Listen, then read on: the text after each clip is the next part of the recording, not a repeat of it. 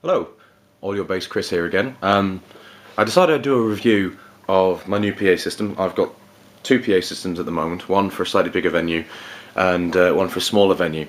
For the bigger venues I use a set of EVs, the 12-inch new ones, which the model number escapes me now, but they're good. They're ones with the light up logo on, which is always good. And for smaller venues I've now picked up a Maui 28 by LD systems, so I'll just show you a quick review of that. Right, usual caveats apply to these sort of things. One, when I turn the PA on, you're not going to get a very good idea of the sound of it, simply because the microphone on this is obviously very small. But I'd like to say it does sound very, very crisp and very, very clear. So this is the unit itself. One bass bin with two 6-inch discs in it, which you might well be able to see they're set up in a V pattern in there. Controls, simple. Master level, sub level. Obviously I'm keeping these down because I do live in a house rather than a giant studio, and I do have neighbours and stuff. So, right. So specs. It's obviously it's just shy of 7 foot tall. It's taller than me, and I'm quite a big lad. It's rated at 200 watts for the bin and a further 250 watts, excuse me, and a further 250 watts at the top, which works out quite well. So it isn't a super high fidelity disco thing, but it's a fairly good one. Okay, so I'm going to play a little bit of music through it now. I'm going to put the camera down so you all stop having motion sickness, and hopefully you'll get a good idea of what we're talking about. So, first of all, bear with us while I stick my tripod on and line it up a bit. Okay. Right. So.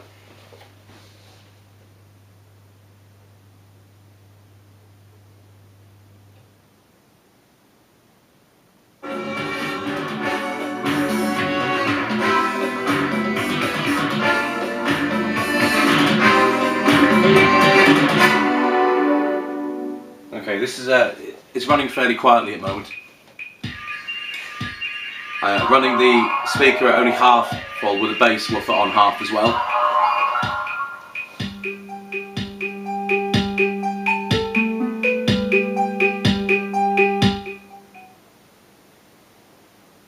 Okay, so what probably quite hard to tell from this is that it's a nice and crisp sounding system.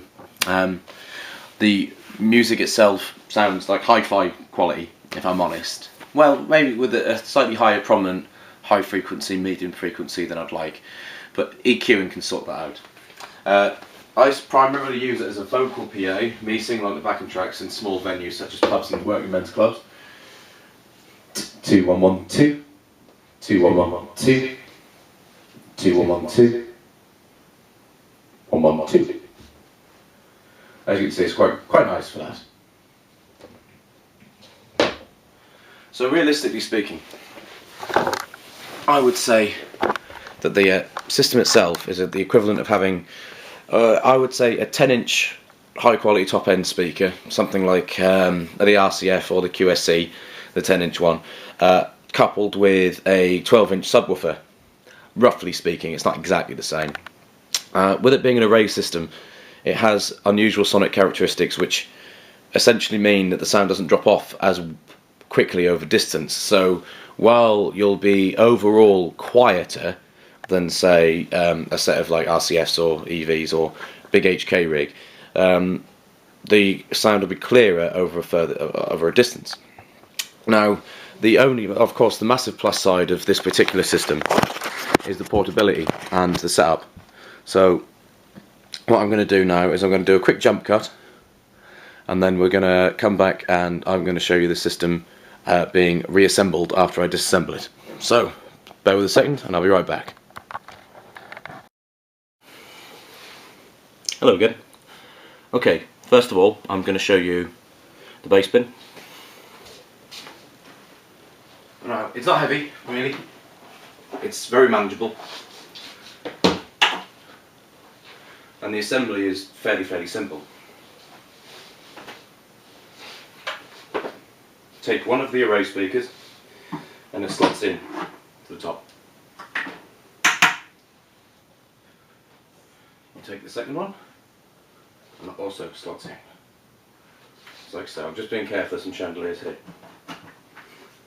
That is now connected internally. So all you now need to do is add power and an input source. These are made of aluminium, quite hard wearing, although I would get a case if you can get one. The case is expensive. I've been using speaker bags at the moment and they are starting to show a little bit of wear. As you can see, just minute scratches, nothing too bad, which hopefully will come off. So on the back, RCA connectors, which is quite nice for DJing or background music. It's got a set of level inputs as well. You can plug a mic directly into these, although mix is probably better. And it also has outputs as well, which is quite canny, I suppose. And there's your fuse. Lockable IEC connector with power. So, wah! Right, to round up, just get comfortable. I would say that it's not worth the money at retail. It currently retails at 800. Wait, the retail price is $899.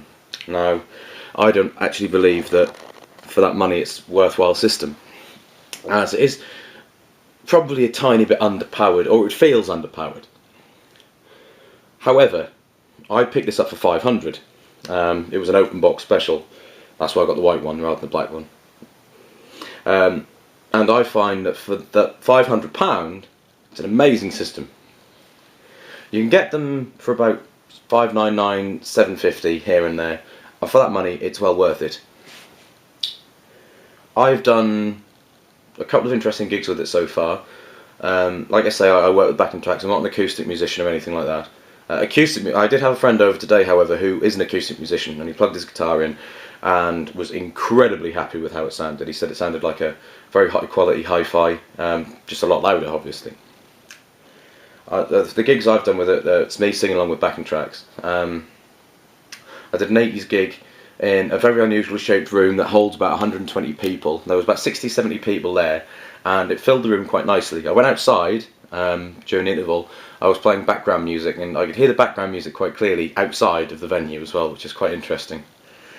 I've also done it in a 250-seater room, and while it did fill it, at the back of the room, it was a nice level, but not a loud level.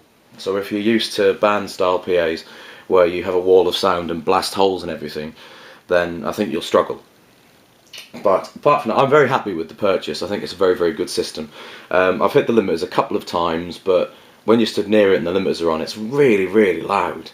But then it's the kind of loudness doesn't appear to go anywhere. It sort of gets a bit lost. The bass as well seems to misbehave if you have it turned up too high. So it's the other thing. Plus points, it doesn't feedback very easily. In fact, you can generally stand in front of it, directly in front of the microphone, and it won't feedback as much. One array system will fill a room because of the way that the sound disperses, so that's pretty good. Like I say, I've done a lot of gigs recently where one speaker has done the job of two, which is quite nice, and people have actually complimented me on the quality of the sound. I don't know if they're just pleased I didn't deafen them or not. The other plus point of it is it's got built-in limiters, compressors. It'll sum a stereo signal to a mono signal without any sort of drama, so you don't need to start re-recording everything in mono or outputting one side of a desk or anything. It'll happily take a stereo input. You can use two of the systems as well, which will obviously then give you massive room filling potential. It'll sound very, very nice, I imagine. One severe downside of this, and it is mentioned in a lot of the literature and a few of the reviews I've read online, is that when you're up close to it, it sounds horrendous. And by up close, I mean literally standing in front of it. I'm 6 foot exactly, and when I'm stood in front of it, all I hear is the very high frequency, the high end, because with the way the system is set up, I'll show you. Right, as I was saying, when you have the unit itself assembled, the top end does the high frequencies, the middle section here does all of the mid-range frequencies, and the bin does all the bass frequencies. When you're too close to it, then you'll find that the overall mix doesn't appear right. You'll hear a lot more of the higher frequency than the mid-range. The bass, obviously, you'll hear all the time. So what you have to do to get a more balanced sound is either set the speaker a little bit further back or get used to it, essentially.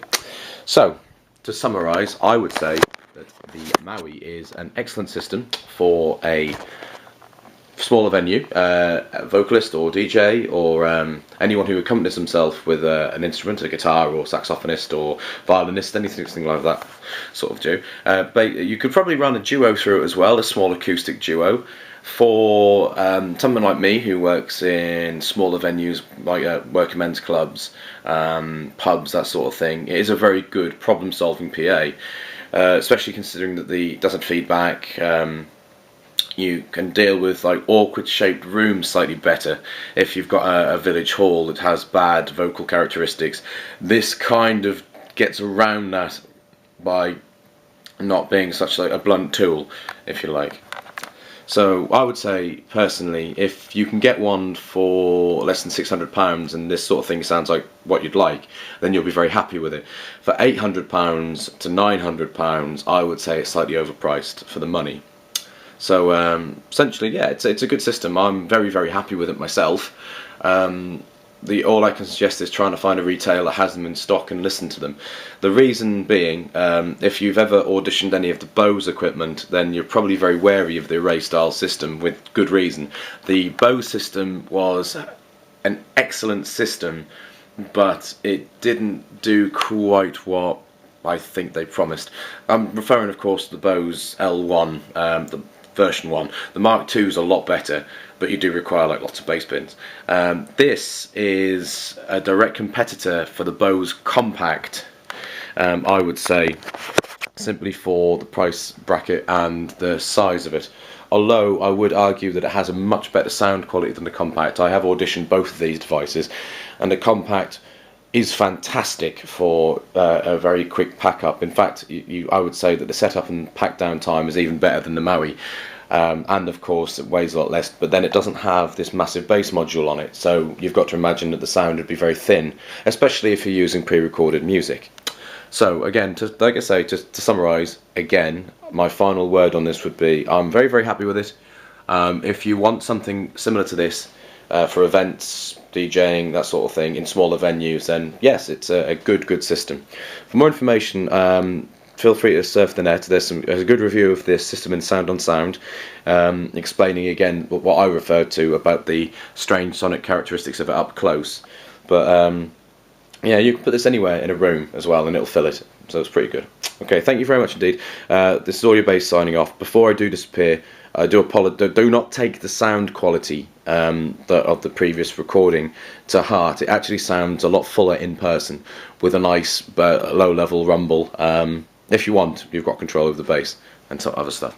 So again, this Audio Base Chris saying thank you very much for watching my video. If you have any questions, feel free to drop them in the comments. Sometimes it takes me a day or two to reply, but I'm more than happy to discuss this sort of thing with you.